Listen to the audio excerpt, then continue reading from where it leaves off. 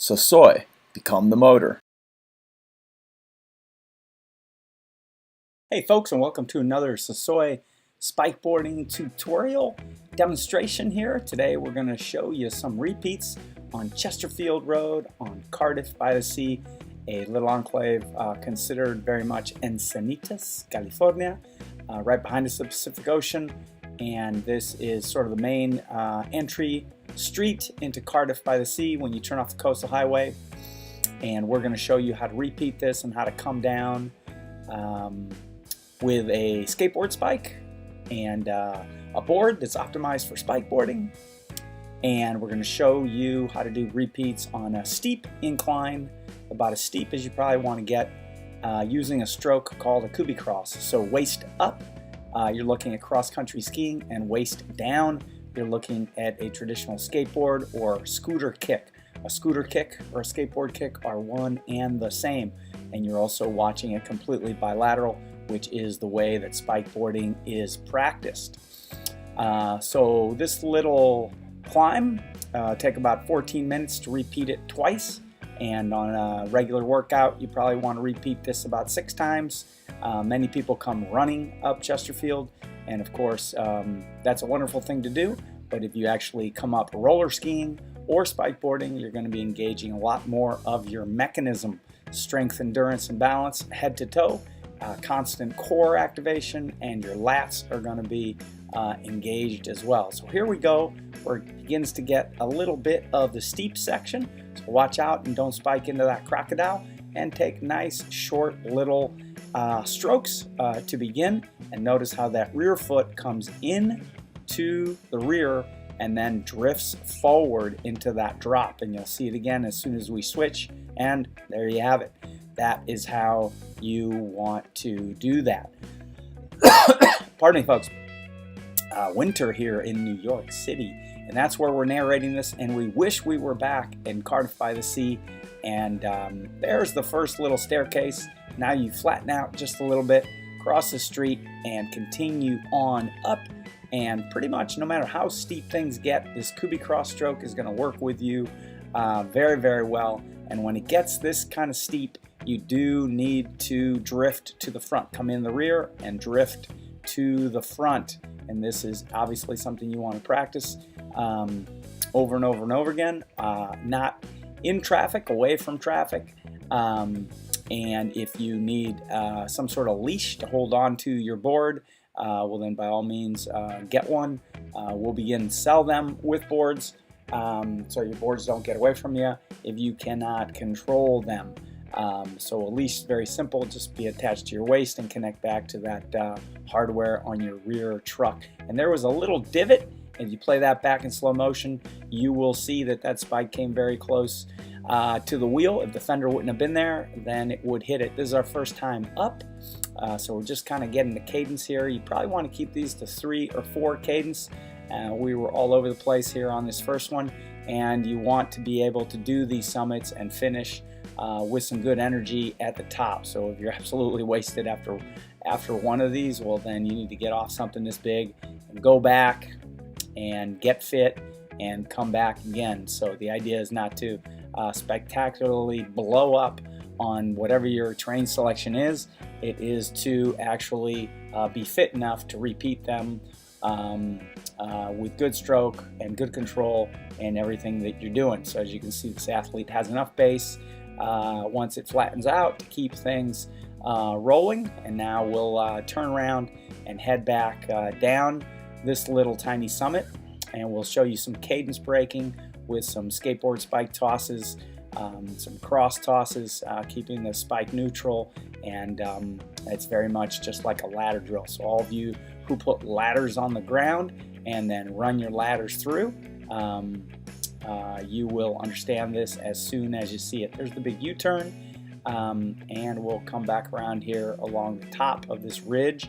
Over to our left would be the highway, over to our right would be the Pacific Ocean, and just getting a little recovery here before we head back down this little tiny climb, and we're going to show you how to beeline it straight in a straight line without any sliding and without any terror, without any danger. And of course, if you beelined this from the top, you'd probably be doing about 70 miles an hour by the time you hit the bottom. So that's not possible, at least not in spikeboarding. I pushed off the bike just a little bit. And you could hang on to the back of a bike and push into it.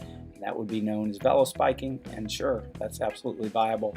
And we're working on a disc brake, folks, to go onto a spikeboard, and you will see it. And next year, we'll begin to prototype it and take it into Gen 1 and begin to use it. So, but here you're seeing actually a drill. This kind of drill is going to help you quite a bit in your switch kicking because it operates everything that your bilateral nature needs to get your legs over and to one side and to the other. As you can see, we're drifting to the back and switching, drifting to the back and switching, and we're carrying that skateboard spike neutrally.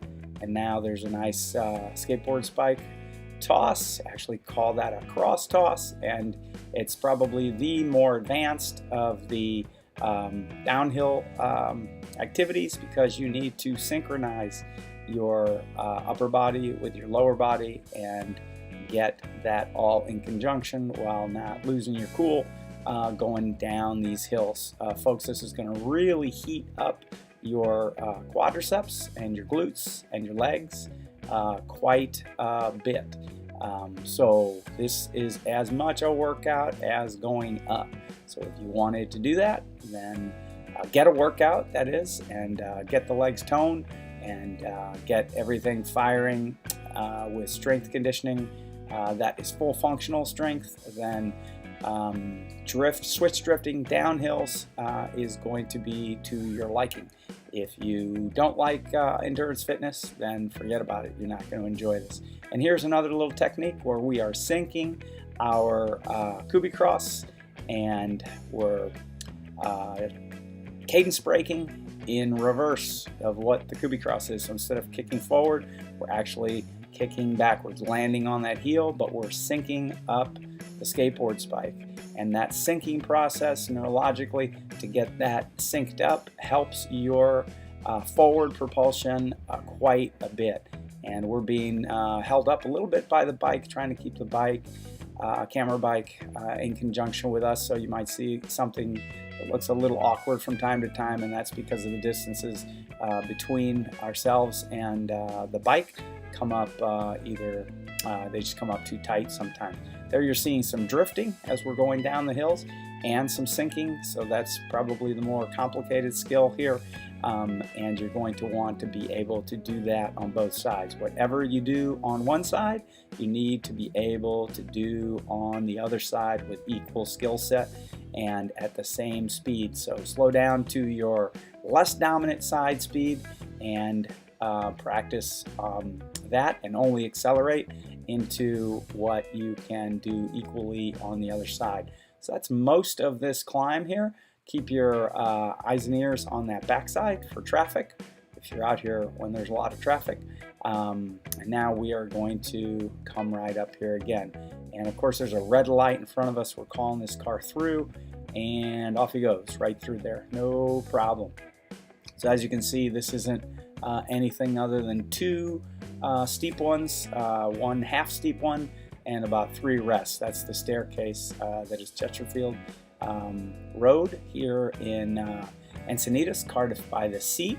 And we're going to give this a go one more time. When you first do this, don't give any mind at all on your first repeat to anything other than pure warm-up. So all you want to do is get warmed up, and you are going to feel much better on the second one, much better on the third one, and you're always going to pretty much feel like garbage on the first one. All of you guys who cycle and do big hill repeats, you're going to understand that it does take time for the body to warm up. So we're going to come down here, just flip a little U-turn, and then hit it again one more time.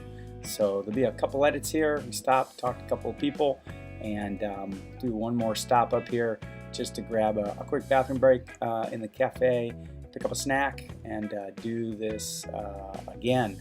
So there's the ocean right behind us, and there we go, last little stop, and let's repeat this again and they'll be a little more understanding of the climb, and we'll keep our cadence more evenly dispersed on the 4 count. And we'll make sure not to bump into anything, have a nice clean run here. Again, the important part here, as you see, when it's not that steep, you don't need to drift to the front. Actually pounding out a couple of stand-up spike strokes there just to mix it up, keep the muscles a little limber there. Now we're going to start getting into that Kubi cross again.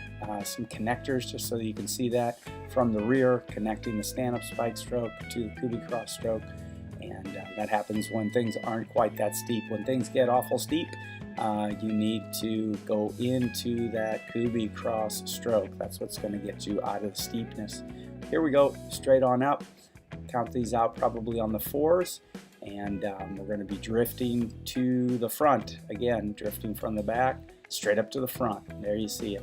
From the back straight up to the front, because you just use the gravitational force of yourself going forward to just take that one step forward onto the board. And if you did it from the rear, you're just compromising the angle of your rear leg. So you don't need to bend the legs that much when you drift to the front, and the legs come in that much steeper. And the steepness of this hill is going to beg of you to do that move. So it took us a while to figure all this climbing stuff out, but finally you realize that you are best served by drifting from the rear straight into that drop. Of course, if you didn't have a drop, you'd go flying right off the front of that board. So this is the first time really that we've ever filmed this outside of Denver. We filmed this for the first time in Denver. You can see one of those clips in the foothills where we repeat a very small, tiny little climb doing this technique. This is kind of the longest climb that you've seen with this kind of drifting. We also may have used this a little bit at Manayunk, the wall at Manayunk. All you who race bicycles know Philadelphia. The national race was held in Philadelphia, National Road Race in cycling, and there's a wall there called the Manayunk Wall. So check out our video, just spikeboarding Manayunk, and you will see us go straight up that wall, same as we did here, but probably with not as fine a technique because we were just developing this technique at that time. So really steep stuff. Switch drift and drift it straight up into the front drop. It's going to help you quite a bit. This is a delicious little climb. It's a fabulous workout, and you could climb it in roller skis as well. One day we might get out here and skate ski this. It would be even more challenging. Trust me folks, herringbone is a heck of a lot more challenging than a Kubi cross uphill. And millions of people are doing herringbone in cross-country skiing. And of course this is a form of simplified roller skiing, and this last little one is a little bit of a rise, and you ought to be finishing it faster every single time, faster and faster and faster than your first warm-up. If you're out here doing 6 of them, your 5th one should be the bomb, and your 6th one should be your cool down. And again guys, you want to finish with some oomph, and if not, slow everything back. Make sure that you're finalizing your tops very well. So we flipped around a little U-turn, and now we're going to come down again. We're going to show you a different way of coming down these steeper climbs, and you're going to want to either do it like we did before with the switch drifting straight on down and work the whole thing like a ladder drill, or you can ease back a little bit and take some tension off of the decline by simply carving. This is the opposite of what you would do, say, if you did the postman on a bicycle, which is to just do S turns all the way up, and by going across the face of the decline, you are decreasing the inclination of your descent. And of course that's going to make it far easier for you to get down the road. So the work on the legs is going to be less, but your skill set and your coordination is going to have to be a little higher. So what we're doing here is drifting to the rear, and we popped out there a little bit because we had that car to make that radial turn, and then we'll pull it back just a little bit and stay try to stay inside this lane. And and keep carving this downhill with one leg while we drift. As you see, we're doing quite a bit of drifting right before we turn or right after we turn. You can decide where to do it, but you need to get that foot right onto that rail and keep your eyes on the back of your head. When you hear some cars, let them on through. But as you can see, there's a lot less consternation and a lot less work when you switch drift down these inclines with a little bit of carving. And of course, there's a lot more foot skill set. So if you're doing sports where you need fast feet, this is going to help you. All those of you who dance on longboards, you've got those skills. Those are going to help you quite a bit. And all those of you who surf and have fast feet on surfboards, this is also going to help you as well. So just by carving and switch drifting straight on down, you're going to get down little summits like this, no problem. And here comes a car. We will hear this car. We will let it pass right on by us, no problem. So the speeds here are low as well. It's about 25 mile an hour speed zone. We're not really holding anybody up at all. And call him on through, and up he goes.